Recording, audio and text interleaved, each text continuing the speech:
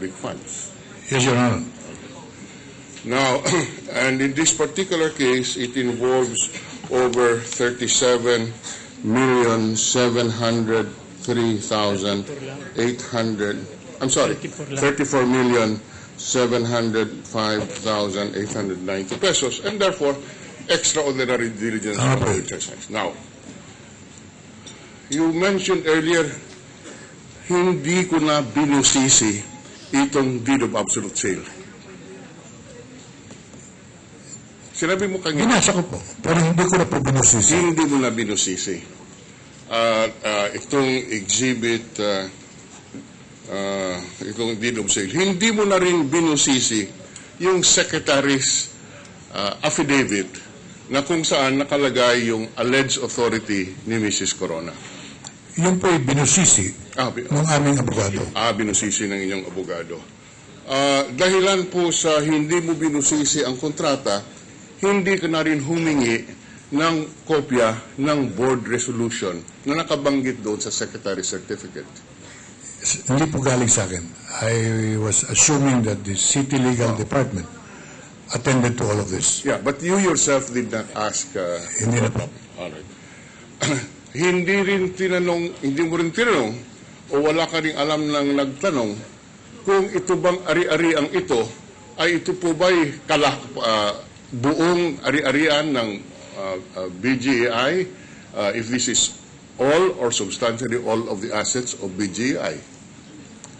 Yun po, we assumed that because that was the registry, that was the result of the registry's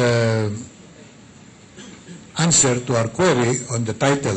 So you assume that this property is the only property or if not the substantially all of the property. Hindi po naman.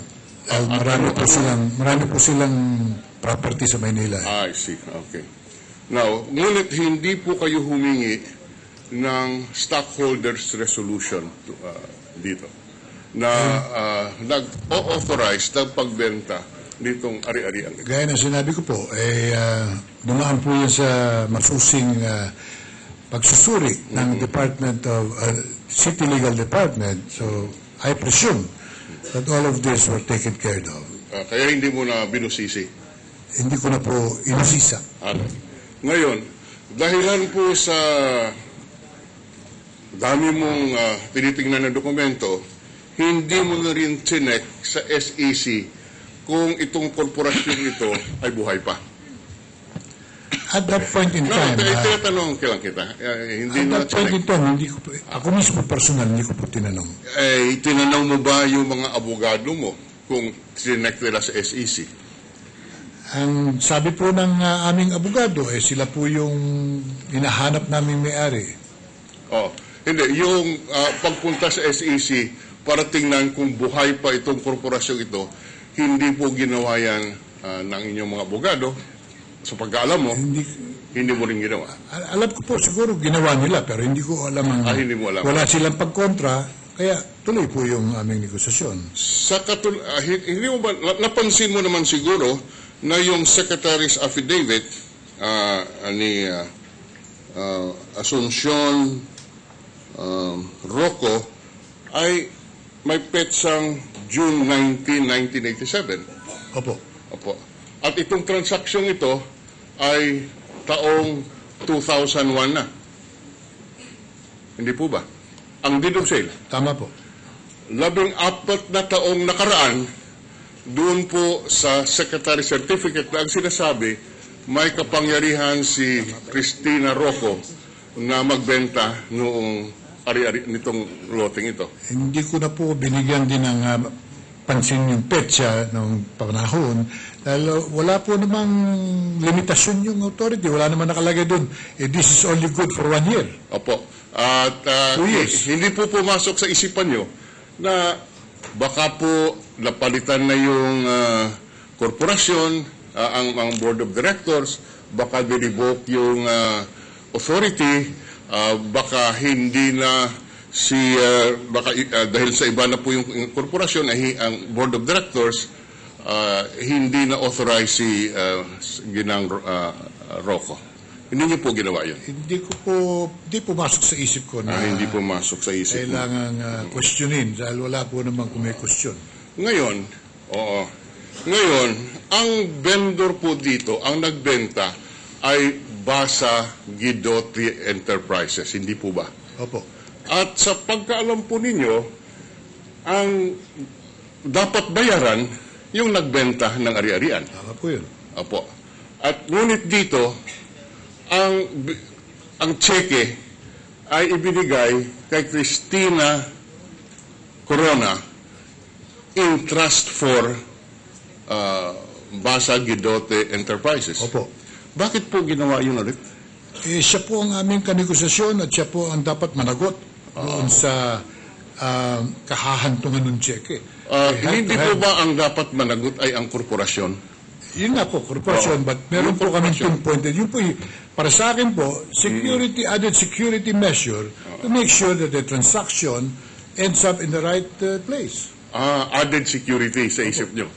Hindi nyo po naisip na itong checking ito na in trust for Basa Guidotti ay diniposito ni Mrs. Corona sa kanyang account. Hindi ko po alam yun. Hindi mo alam. Nakita niyo po ba yung cheque? Hindi ba hawak-hawak yung cheque kanina? Yung cheque po na Yung cheque na pinagbayad. inisyo namin, yun Opo. po nakita ko. Opo, pakitingnan mo nga ulit. Can the secretary please give a copy of the check? I think it was marked in evidence.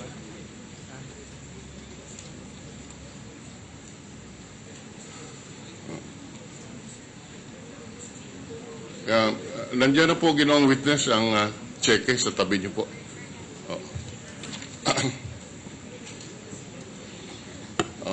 Yung likod po ba ng cheque ay nakikita dyan sa exhibit na yan? Andito po. Nandyan. Hindi po ba sa likod nakalagay for deposit to account number 001512-0029-74. At tapos may nakalaglag pirmang Cristina R. Corona. Tama po ba yan? Hindi ko po nakikita yung sinasabi niyo. Ganun po ba? Pakikita mo nga Ito ng po, paliwanag. Opo. for deposit. Yes, for deposit, ayan. Pakibasa nga po. Account number 001512002974. Cristina R. Corona. Oo. At dahilan po sa pag-iingat nyo, linagay nyo sa pangalan ni Cristina Corona in trust for Basa Guidotti Enterprises Inc. Ngunit ito po'y, dahilan po dito, nagkaroon ng pagkakataon para i-deposito sa pangalan ni Cristina Corona. Ganun po nangyari. Ay, hindi po na-deposito doon po sa Basa Guidotti Enterprises Inc. Hindi ko po alam yun. Hindi, tinitingnan, binasa mo kayo kung saan Hindi ko na-deposito. po alam kung yun ang deposito nila, yun ang korporasyon, ang alam ko po siya ang authorized. Opo, pero doon po dineposito sa account na ito at sa ilalim, mayroong Cristina R. Corona. Wala naman pong nakalagay dito ng Basa Guidotti Enterprises Inc. Tama po ba? Hindi ko na po alam yun. Ay, hindi, binasa mo kanina.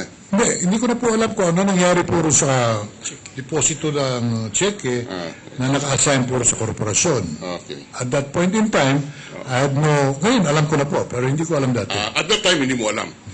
Pero ngayon, alam mo na. Yun po ang napapaloob. Yeah.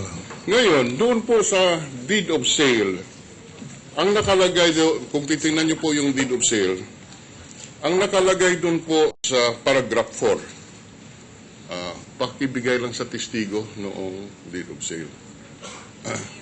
Mr. Witness. Opo. Opo. On page 3, paragraph 4.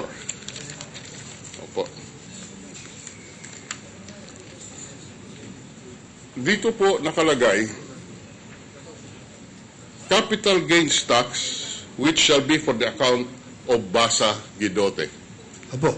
Ibig sabihin, yung capital gains ang dapat ang magbayad ang Basa Guidotti. Opo. Yung 34 million 703,800 pesos, yan po kasama ang capital gains doon. Sila po ang mananagot doon. Dapat, opo, yan po nakalagay sa kontrata. Yan po nakalagay. Oho. At yan po ay alam mo po ba na hanggang ngayon ang titulo ay nasa Basa Guidote Enterprises pa? Alam po niyo, hindi? Hindi ko po alam. Hindi mo pa alam. Hindi mo pa alam na hanggang ngayon ay hindi pa po bayad ang capital gains tax. Again, I have no way of... You have no way of knowing. You have no way of knowing that up to now, the title is still in the name of Basa Guidote. And the reason is the capital gains tax have not been paid. You would not know that. I wouldn't know that. Yeah. And also, the value-added tax, you wouldn't know that it has been paid. It has not been paid, I'm sorry. You wouldn't know that, Mr. Witness. Hindi ko na po alam yun. Now, Mr. Witness, you earlier cited the notice of suspension. Alam niyo po, sa notice of suspension, isa po sa mga pinoint out noong Commission on Audit, kulang po ang dokumento doon po sa bentahan. Specifically, yung sinasabi recommendation of the appraisal committee as to the reasonableness of the price was not submitted. Pwede ho bang Every year, at the end of the year, the Commission on Audit, local, submits to the executive, the chief executive, a list of questioned transactions Opo. and notice of suspension are given, notices of suspension. And it is presumed by the local chief executive that the pointed out deficiencies are immediately complied with and responded to by the offices concerned. In this particular transaction, the notice of the mayor, the assessor, accountant, the treasurer, secretary, legal officer are called. And as a regular rule, as soon as the submitted documents are given in, the notice of suspension is lifted. Because otherwise, every year, the subject matters question, transactions listed for suspension, will appear every year. At kaya kami po ino-audit ng National COA at the end of each year. And all of this should normally appear. And if indeed not satisfied with the explanations of the executive and the legislative and the administration, they will make it mature to something else. Notice of disallowance. Pero hindi po nangyari yun eh. So, ang presumption ng lingkod ay nasagot na lahat yan. Because maraming dini-question, sinasagot po dapat yan at pinaliliwanag. Ang malamang na sinabi po ng tanggapan ko, yung lalo na po rin sa punto ng Commission o Committee on Appraisal, na ang aming appraisal for that particular transaction was very, very accurate, considering that we sold a property of the government for 155 million pesos and paid for by the LRTA, and here we are buying another parcel of land for 34 million for the same purpose of the other one. So, was that recommendation in writing? The gentleman from Iloilo has 1 minute to finish. Yes. Was that recommendation in writing? yes, I'm sure the recommendation was done in writing, because otherwise, this item would have appeared in 2003, 2004, it would have bothered me.